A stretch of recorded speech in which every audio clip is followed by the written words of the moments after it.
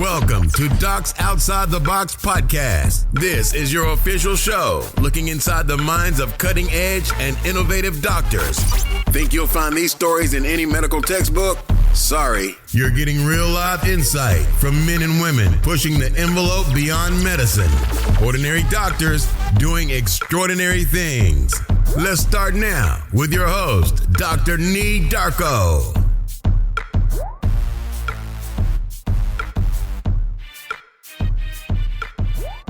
This episode is brought to you by Set for Life Insurance.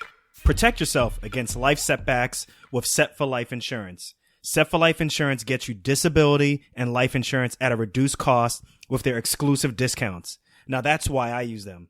Visit www.setforlifeinsurance.com and tell them Dr. Darko sent you. What's good, everyone? This is Dr. Nee Darko here with another episode of Docs Outside the Box. Yeah. Coming off a really exciting February. Listen, we hit our highest downloads ever, and I just want to say thank you all for continuing to either download, share, or just, in general, write back to me and let me know how these podcasts have affected you. And today's episode is a good one. I always say that for all my episodes. This one is really a good one. This is about paying off your student loans. If you've ever had to discover or try to figure out how do I pay off my student loans quickly and most efficiently, this is the one for you. This is the podcast that you want to listen to. I wish I had discovered my next guest years ago because, one, I would have paid off a lot less in my student loans. Now, if you go back to our previous episode, or not this previous episode, but the one where we talked about paying off $662,000 of student loan debt, you would have learned that me and my wife, through various times in residency, had forbeared, had deferred, and what started off initially as $240,000 of student loan debt ballooned to $330 each. Ouch. Yeah, I know. So if we had known about this guy a lot sooner, we would have definitely done things a lot differently. Now, we paid off our loans faster, but I think we would have started off as attendings paying off our loans as opposed to waiting a year and a half to pay off these loans. But look, let's get to the point. My next guest is Dr. Cory Fawcett, and he runs the website Prescription for Financial Success, helping healthcare professionals grow. Now, let's take a little bit of a step back with Dr. Cory Fawcett. He is a general surgeon by training, and he was looking to scale back his general surgery workload. This started to have him think outside the box. After many years of teaching Crown Financial Ministries, which was then run by Larry Burkett, he decided that he wanted to take his idea of helping doctors with their personal finance and debt issues and start his own company, start his own, in essence, quote unquote, ministry. He now has published 3 books in the Doctor's Guide financial series. Today, we're going to be talking about eliminating debt. He also writes a weekly blog, and he posts about 3 to 5 minute videos every day about financial planning, about finances for physicians on his Facebook page daily.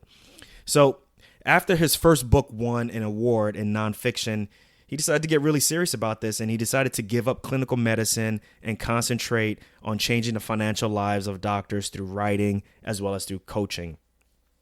Over the last 3 years, he's been working in a critical access hospital in the Pacific Northwest, and congratulations to him. His last day of clinical medicine was on February 20th, 2017, and he now calls himself a repurposed surgeon.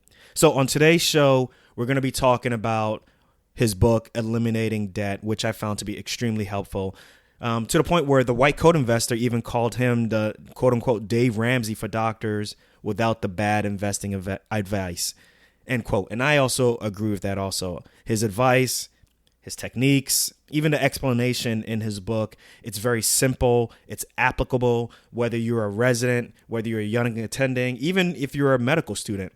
So I wish I had definitely discovered him a lot sooner, as you can understand.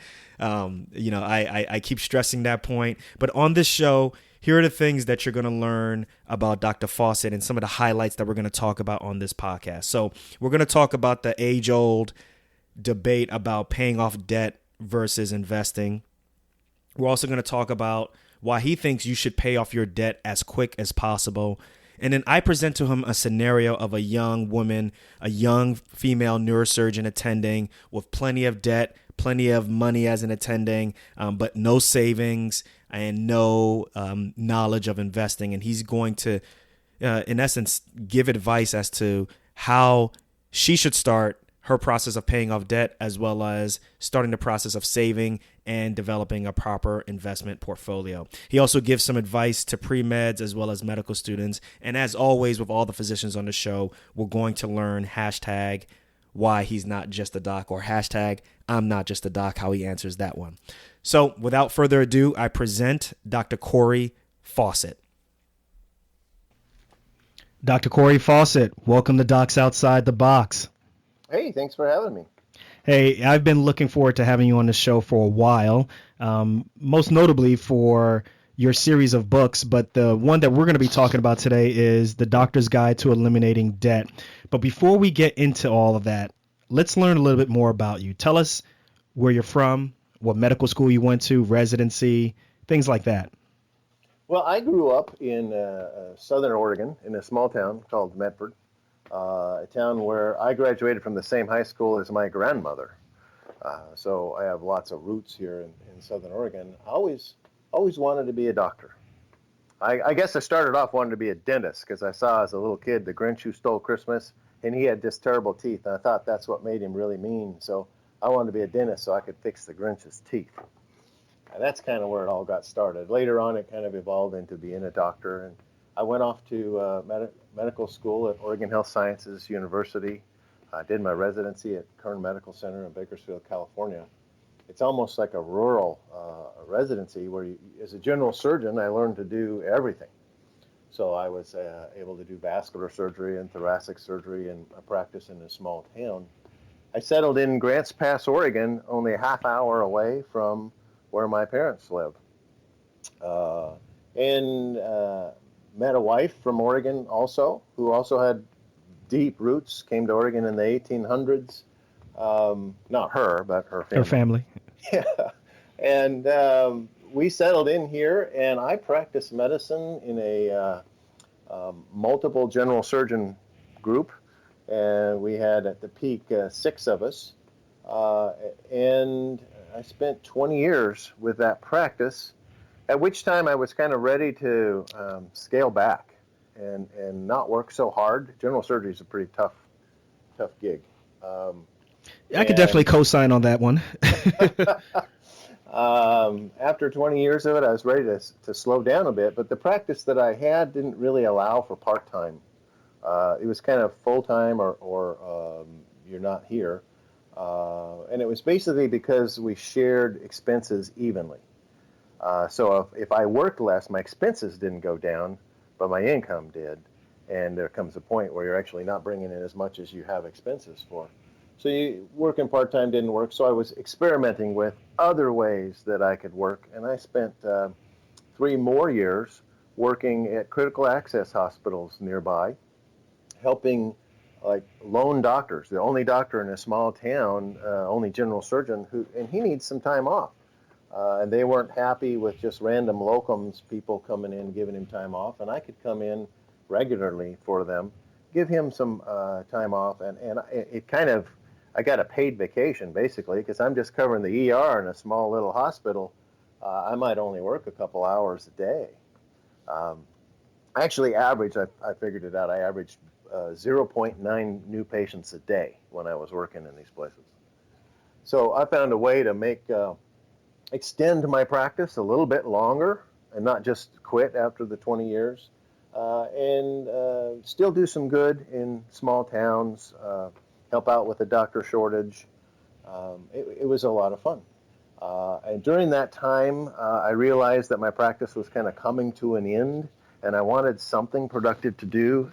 I had a great interest in personal finance and had been teaching personal finance to doctors and other people through my church for many years. I taught Crown Financial Ministries course, which is a 10-week class, and I've been talking over many patients and at the scrub sink for many years. I decided to turn that avocation into a vocation and began teaching doctors this and started a book series. And after getting that up and running, I won an award for my first book. I got a nonfiction book of the year for the Doctor's Guide to Starting Your Practice Right.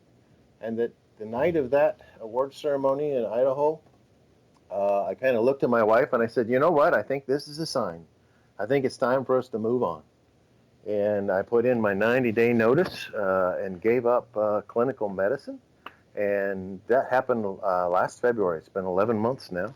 Oh, wow. Congratulations. Thank you.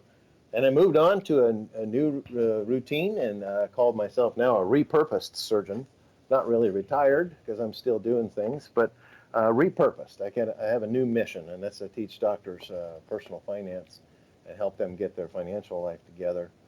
And I've been having a good time traveling around, speaking, coaching, writing, and I have a whole new life now.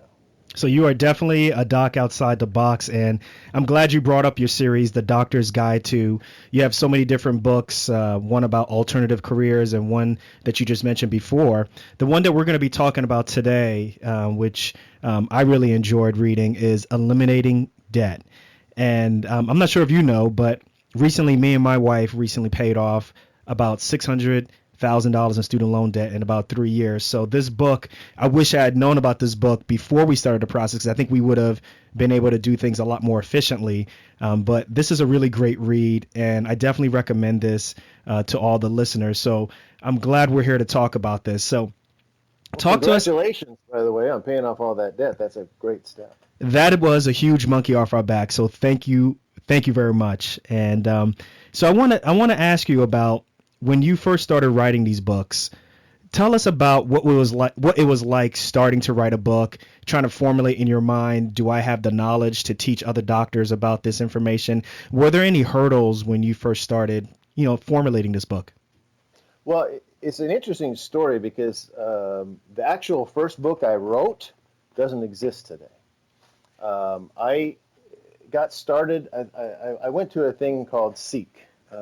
It's a conference to teach doctors about alternative careers, but I was thinking about doing something else. And I decided I wanted to get into this finance stuff, and I was really big on eliminating debt. I became personally debt-free in 2001 when I made my final house payment. And I've been teaching doctors to become debt-free, so I wanted to write that book, how to become debt-free. And so I just sat down with no prior knowledge and wrote a book. And then I met a publisher. She read the book. She says, hey, this is a good idea. This is a cruddy book, but this is a good idea. Let us help you, but we should expand this. And she thought, instead of just writing one book on how to get out of debt, why don't we start a series? And this will be a piece of it. And so she taught me a new technique to write books. And we started with the book, Starting Your Practice Right. And I sat down with her technique to write a book. And 30 days later, the book was finished. Now, I know you can't share all of her secrets, but can you give us just one small little tip on how you were able to, accelerate your writing? Well, I think there's two things to think about it. Number one is you would sit down and let's say you're going to talk about one topic, deciding to get out of debt. You're going to make this decision, okay? So for 3 minutes, you pick an amount of time, a short amount of time, you just brainstorm and write everything you know about getting out of debt, okay? Just dump all the information of making the decision to get out of debt, that one little piece. And then your alarm goes off and you move to a new one. And just for a few minutes, dump all the information you have about that one little question, that one little topic. And then go back and write the chapter based on all that stuff you just dumped out of your head. So it gives you a chance to get all the pieces on the page you'd like to say without trying to get it right the first time. Just dump that information onto the page quickly and then go back and say, okay, now how would I tell that information to somebody in a way that makes sense? So you can get all the little pieces, because you know that stuff. It's in your mind. You know what you need to tell them, but you haven't organized it yet. So dump it all out onto the page and then get started. Now, and I appreciate it. That's a really, really good tip, because there's a lot of listeners on this show. They're really interested in writing a book, but they don't know how to start. So definitely appreciate that, because I think a lot of them get caught on, let's just say, writer's block. They don't know what to write, when to start, how long the book should be. And I think that's a really great start, just to kind of brainstorm and then from there start a chapter and so forth. So thank you. Now, in this book, I don't want to give away too many of the details and too many of the secrets, because this is really an awesome book. But I just want to kind of take it chapter by chapter and talk to you about that. My first, or at least my favorite chapter, is My Debt-Free Journey, which is your first chapter. And some of the things that you talk about, like thinking debt was a part of normal life, is really fascinating, because I thought I was the only person who felt this way. And then you also talk about malignant credit carcinoma. Do you want to talk a little bit about that? Well, yeah, what I wanted to do with this book was take the message to high income people. When I would teach the Crown classes, I would run into this problem. The nurses would say, "Oh, well, you doctors, you could pay off all your debt because you have a high income." And the doctors would say, "Oh, well, the nurses, they could pay off their debt because they don't have as much debt as me." And so each person would look at one piece and say, "This is why I can't do it. My debt's too high, my income's too low," or whatever it is. And so doctors weren't getting the message that you can pay off debt. Debt is not a natural part of life. You don't have to be in debt forever. And so I tried to say, how would a doctor think about this differently than everyone else? And so I decided, well, what if, we're trained to think about diseases, right? So what if I talked to a doctor as if debt was a disease? It'd need a name, like malignant credit carcinoma. And then you could just think about, it has a prevalence, right? It didn't used to be a problem until around the 1920s. And then sometime in the 40s, they started having credit cards. And then today, the prevalence has just gone way up. There's symptoms, irritability, sleeplessness, stress, burnout. You get signs of malignant credit carcinoma, like unpaid credit card balances, arguments about finance, robbing Peter to pay Paul. There's etiology, genetics. I think you get it from your parents. It's infectious, and it's really badly airborne in the driveway when you're looking at your friend's new car or boat. I discovered it is an airborne infectious disease because you just stand next to somebody with something new and you want it. So what are you going to say? Like the differential is like keeping up with the Joneses or something? Yeah, well, there's all kinds of stuff. Tumor characteristics, treatment, complications, the prognosis. We already know the treatment. There's a great treatment for it. The chemotherapy is money. Just put money at it and it goes away. But you know what? If we never even realize we could pay off our debts, we won't. Somewhere along the line, you got to realize that, hey, having all this debt's maybe not a good thing for me, and I could get rid of it. I do not have to have this forever. I had a nurse who once told me she leased a new car for her college student. I said, "Are you kidding me?" At the time, it was an $18,000 car. And I said, your college student doesn't even have a job. I have a really good job, and I don't own an $18,000 car. Is there something wrong here? And she says, well, I really wanted a reliable car. Yeah, I've heard that before. Absolutely. The thought process. Reliable? Yeah, the thought process of the only way that you can get a reliable car is if you get a new one or if you lease it. And it's got to be an expensive one because those cheap ones aren't reliable. And it's like, and I said, well, why didn't you just pay cash? Because you could have bought her a car for the amount of money you had for the down payment of the lease and been done with it. And she says, well, that's just not the way you do it. Everybody has a car loan. And that was the attitude. Everybody has a car. The only way you can get a new car is to borrow money. If you look at the commercials, every commercial has an APR attached to a price tag, some type of monthly payment. There's credit card commercials all over. It's the norm right now. What do you think is? No car ad tells you the price of the car. Absolutely. They tell you the monthly payment. Or if they're telling you the price of the car, it's in that small little blurb that you can't read about or even hear because they're talking about it so fast, and but I do agree with you. What do you think, what's the best way for more doctors to really find out the power of their income, the power of being able to pay back debt? Because right now it's the little secret, right? The majority of people or the majority of physicians think that, you treat your loans the same way how you got into medical school. It's this long drawn out process, delayed gratification, and hoping in your 80s or in your 70s that you'll be done with debt. Well, there's a chart in the book following a house mortgage. I don't know if you remember that. Oh, yeah.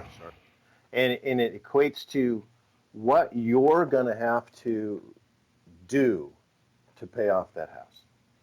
And if I just walked through that, I just opened it up to that page, let's say you get a 30-year mortgage on a $600,000 mortgage.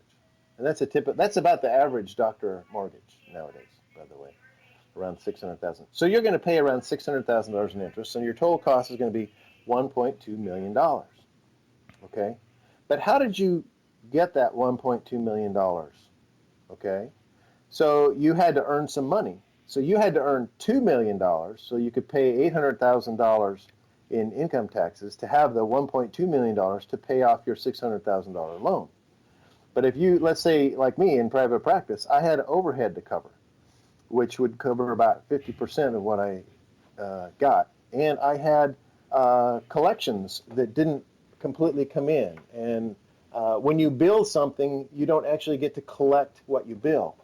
So it came out to this. I have to bill $8 million to collect $4 million to pay my $2 million overhead to gross $2 million to get the $800,000 taxes paid to leave me with the $1.2 million to pay off my $600,000 house. So I'm going to have to do $8 million worth of billings to pay off that house in 30 years. That's crazy. But if I did the same thing in 7 years, I only need $4.8 million in billings. It's almost half the billing, half the work. And when you equate that to how much work you do, you divide how much you're going to have to do to pay off this loan in 30 years versus 7, that extra 23 years of interest. That equated for me, when I figured out my average patient cost, I'd have to see 17,000 patients if I wanted to stretch that mortgage out over an extra 23 years. Oof. Wow. 17,000 more patients is what it costs me to pay all that interest. Now, if you don't pay all that interest, you pay your house off in 7 years instead of 30, and you save all that interest, and you don't have to see those 17,000 patients, what could you do with that extra time?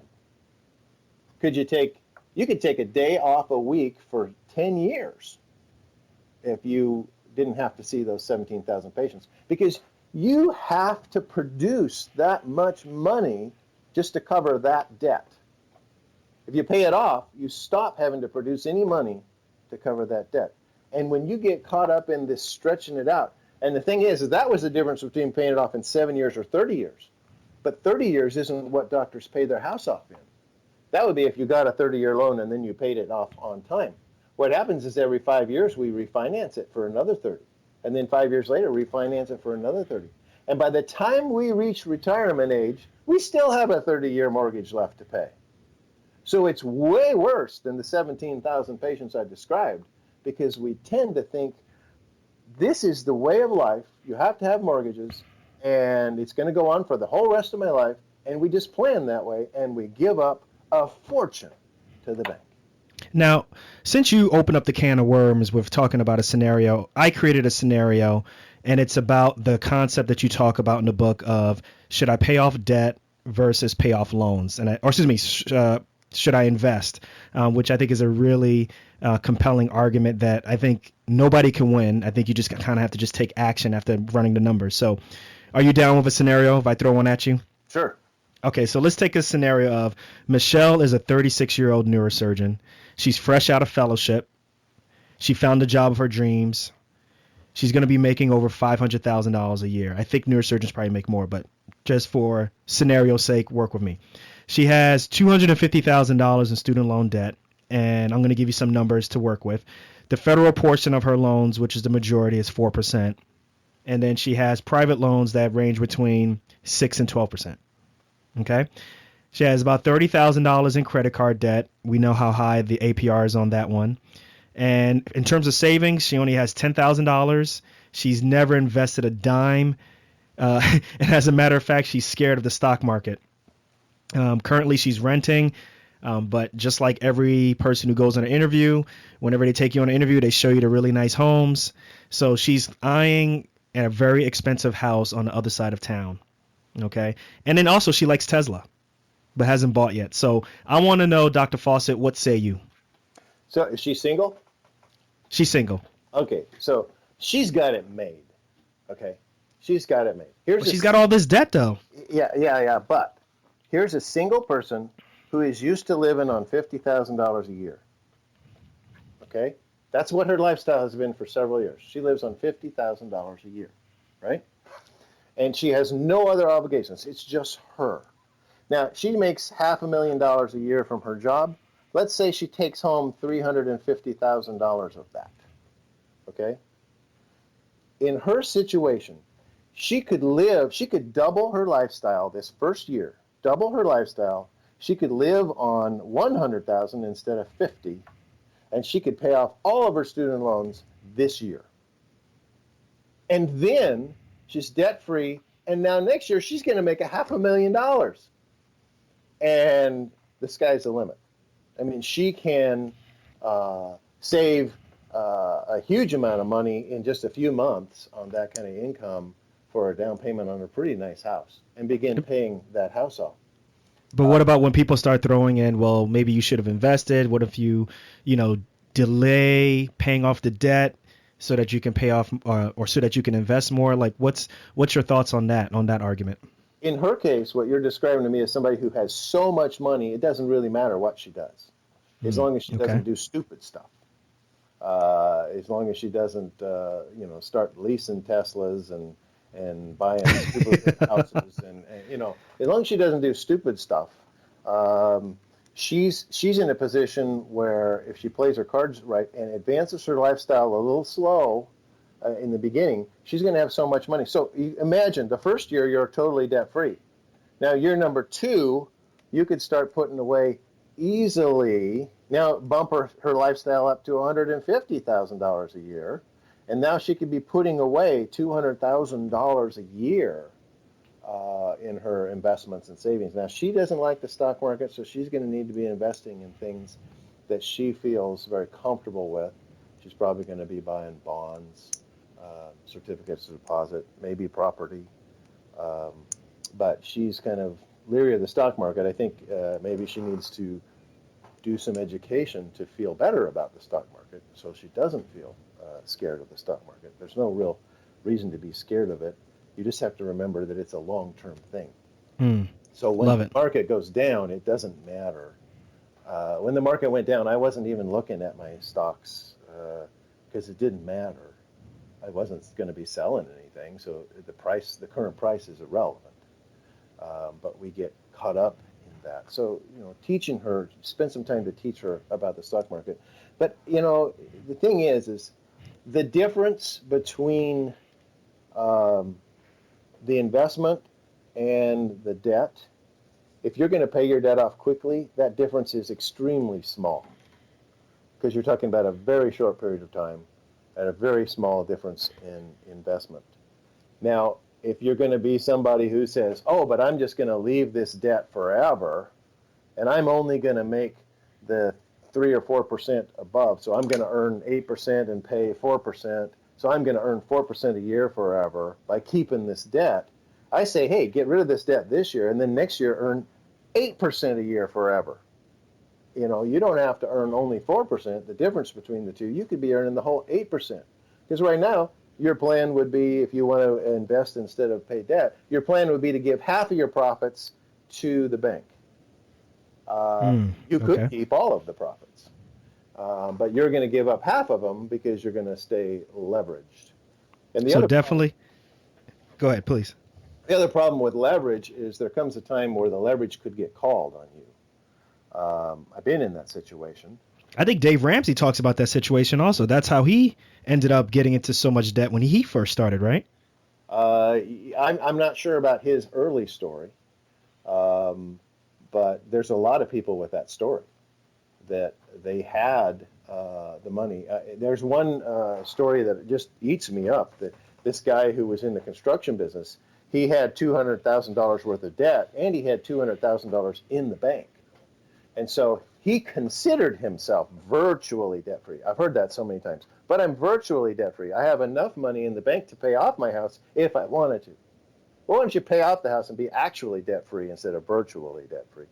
But so he has his $200,000 in the bank, and he has a $200,000 loan that he uses kind of as a revolving credit to run his construction business. So he thought he was fine. But it turns out that the bank went bankrupt. And so he thought he was okay, bankrupt's bankrupt. I got $200,000 and I owe $200,000. I should be fine. But the thing is the bank sells their assets and liabilities to different places. So the FDIC guarantees his $200,000 that's in the bank, and they'll pay it to him someday. Not right now, but later. And the $200,000 loan was sold to somebody else, and they called the loan and said, we need you to pay this loan off. So his cash got tied up, and he'll get it someday, and his loan is due right now, and he went under. Having this, quote, virtual debt-free. The thing is, virtual debt-free isn't actual debt-free, and actual debt-free can get you into trouble when the market goes down. Man, that's really sobering, and I'm sure people who are listening to this show know someone who's kind of riding that on the edge, and I know a couple of people who do that, particularly in the real estate realm. And when a bank comes calling, you better have that money. And I want to. If you live on the edge like that, you're risking things that you don't need to risk. A doctor with a high income and a lot of money going into savings doesn't have to be risking that money. You're going to turn out really good in the future if you just keep that up. There's no reason to risk it. And when you have the debt, when you're investing and holding the debt, so you're trying to catch that difference, that works really good in an up market. But when the market goes down, that scenario doesn't work out so good. And a lot of people get hurt really bad in the down market who are playing that interest game. I'm going to invest for more than I borrow for. Now, my second favorite chapter is chapter 4, and that's where you talk about how to recognize bad advice. And I think you really clearly delineate the different conflict of interest that different players have, from accountants to bankers to financial advisors who are commission based. I find it very fascinating. So let's pick one topic, and I'd really like for you to expound on that. Let's talk about the banker and what his conflict of interest is, particularly if you have a mortgage with that bank.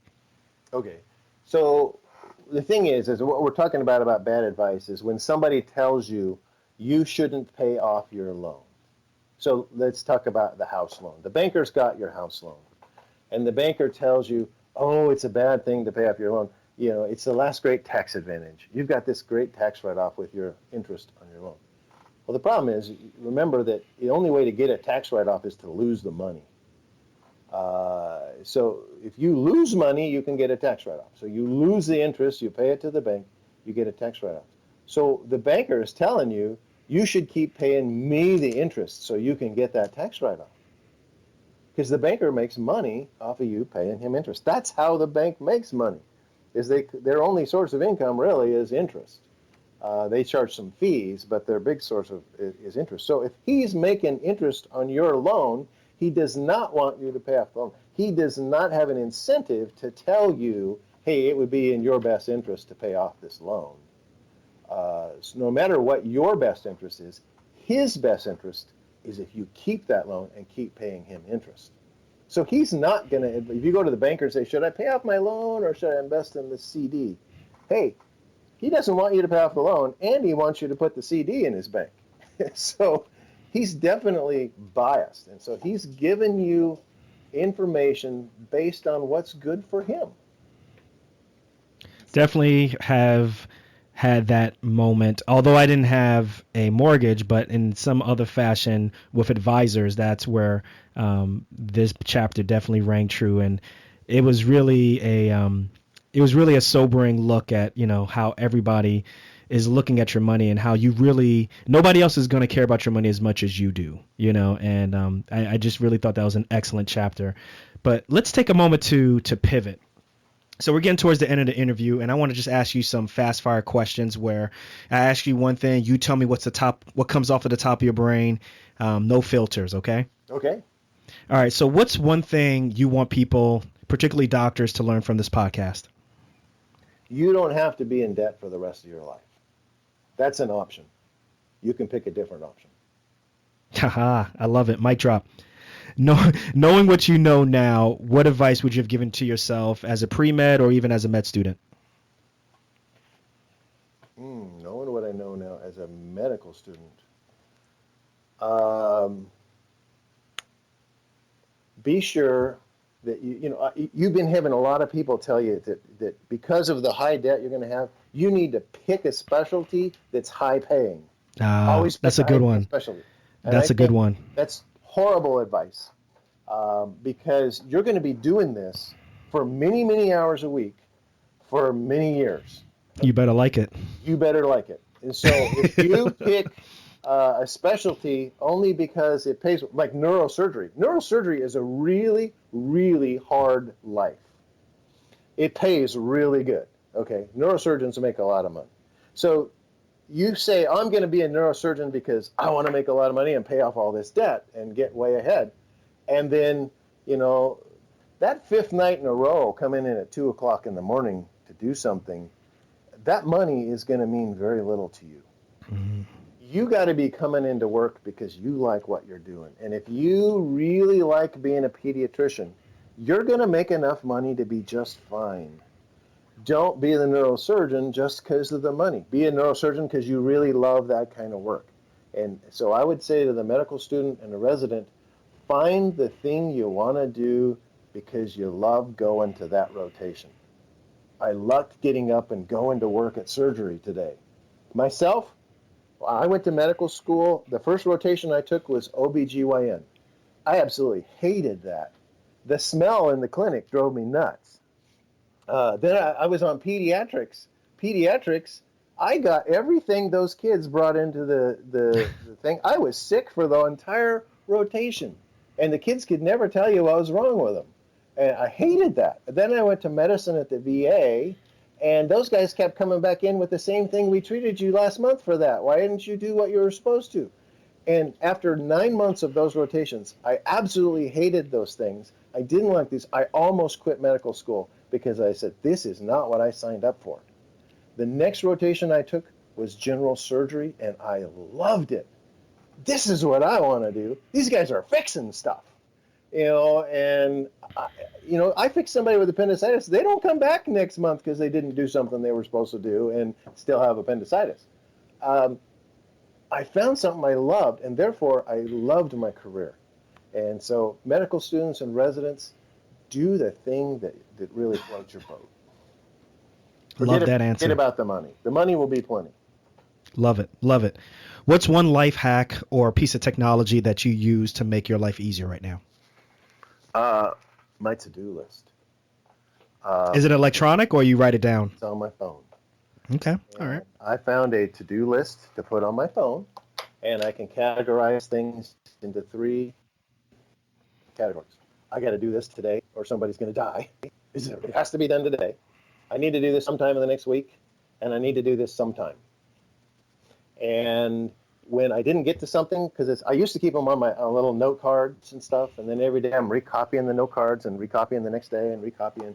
I put it on my electronic on my phone. It's right there in my hand. I got to get these things done today. And then when you get those things done, you're done. You don't have to keep going. You can now stop and enjoy life because you finished today's tasks. If you overload your to-do list with all these things on it and they aren't really categorized, then you always feel like you have to keep going, keep going, keep going. You can never stop and take a break. So when I learned to categorize them better, it improved my ability to get things done, because I could be sitting in the office and a patient didn't show up, and now I've got 20 minutes gap here, and I could look quickly on my to-do list and see, oh, one of the things I was supposed to do today was call this other guy about this thing. I could pick up the phone and make that call and get that thing done. because it was on the top of my list. These are the things for today.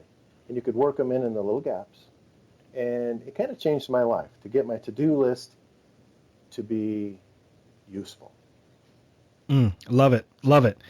All right, Dr. Cory Fawcett. It's my last question, last sentence. I want you to complete this. I'm not just a doc, I'm a...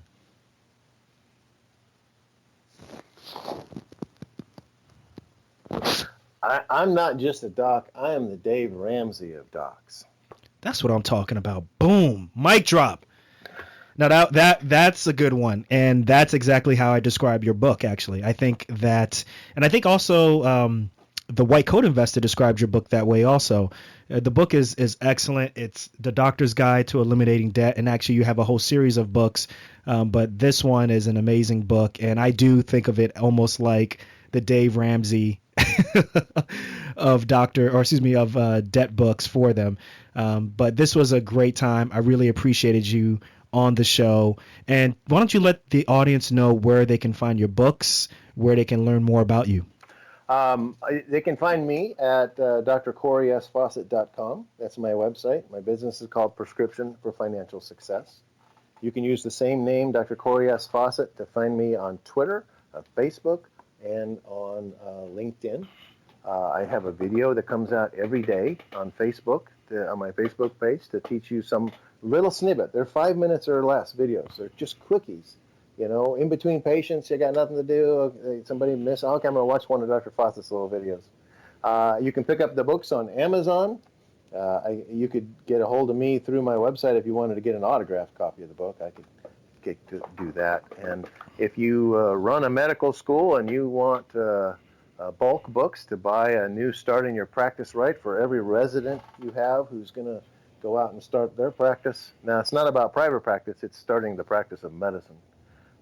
Then they could get a hold of me for bulk prices. So I'm easy to find. Excellent. Dr. Cory Fawcett, thank you for being on Docs Outside the Box. You truly are a doc outside the box. Well, thank you for having me. It was fun. Once again, I got to thank Dr. Cory Fawcett for being on the show. Definitely learned a lot from him, and I know you all did too. If you want to learn more about him as well as Prescription for Financial Success, make sure you check out his website, drcoryfawcett.com. His links will be in the show notes. You can also find all of his books, not only through his website, but also through Amazon.com. If you go to his website, you can find links to his YouTube channel, as well as Facebook, Twitter, and LinkedIn pages also. So I learned a lot. I know you learned a lot also. Make sure you go ahead and subscribe to this podcast so that you can always be up to date with new episodes. And listen, with this episode, I know you know someone else who's struggling in student loan debt, and they may not even be a doctor, but I definitely bet they can definitely benefit from this podcast. So go ahead and share this episode with them. So before I jet, just remember one thing. We only got one life. Let's make it count and live outside the box. Peace.